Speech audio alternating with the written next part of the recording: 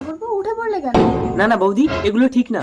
বিজয়, ভাই, কি ব্যাপার মিতা, তুমি ভাইয়ের ঘরে কি করছো? দেখো না সুজয়, তোমার সৎ ভাই আমাকে কুমতলবে ডেকে এখন তোমাকে দেখে পালিয়ে যাচ্ছে। তার মানে এক্ষুনি ভাইয়ের জন্য একটা বিয়ের ব্যবস্থা করতে হবে।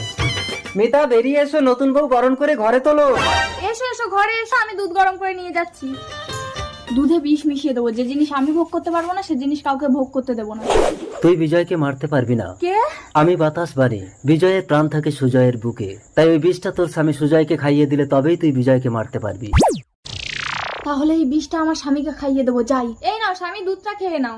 আরে আমাদেরও কি ফুলসজ্জা নাকি? বিজয়, কি হলো তোমার? দাদা! বিজয় আমার ভাই, কথা বল, কথা বল।